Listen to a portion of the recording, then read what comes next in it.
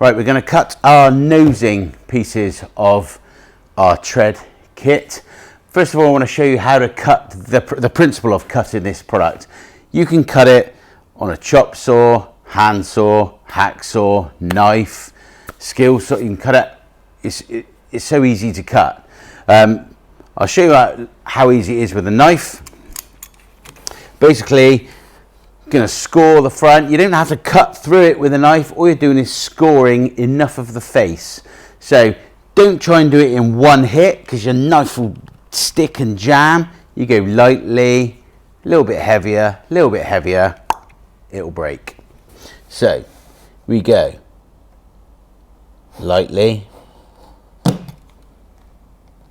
little bit heavier, a little bit heavier, and it breaks. Only thing that's holding it is the sound deadening on the back. Knife through the back. That's it.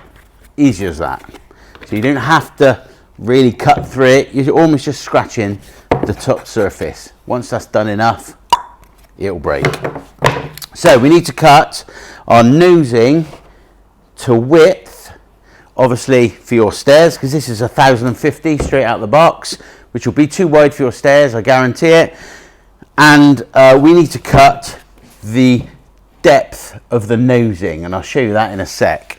So first of all, let's say we're using a chop saw. Give yourself a good edge. So cut 5mm off, give yourself a new, fresh, nice edge.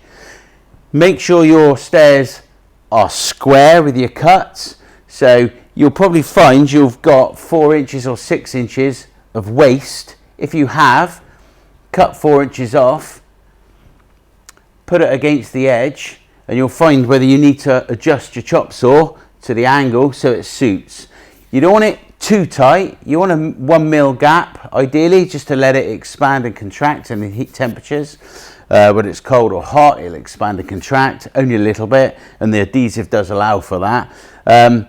So that's the easiest way. Also, finding out the length of your tread, you can use the packer that comes in the pack, which is 1050 long. You can cut that and use that and find out your angles and all that sort of stuff. So it's dead easy. The important part is the nosing. You need to cut the depth of. So this comes back quite a way. So let's use it on this tread as an example. So we don't want this nosing pushed in right up like that. So that's touching, because it'll lift. It lifts off the tread. We want that down like that. So it's sat on the tread all the way along, and then it comes out at the front. Don't worry about the gap at the front, because I tell you to put adhesive all the way along that nosing, so that acts as a packer.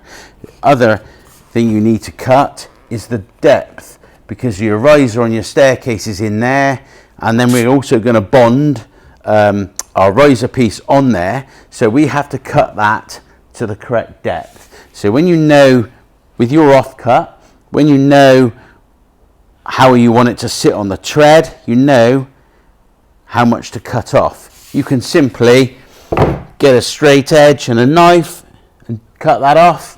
You can get a skill saw, cut it, set it to the depth you want, and run it along there. That will break out a bit. I shouldn't worry too much if it breaks out, because your riser goes in last. So we're going to do all the treads, ideally from the top down, all the treads, and then all the risers after. So that sits on the tread below and underneath that nosing. So it supports that nosing when it's in the position.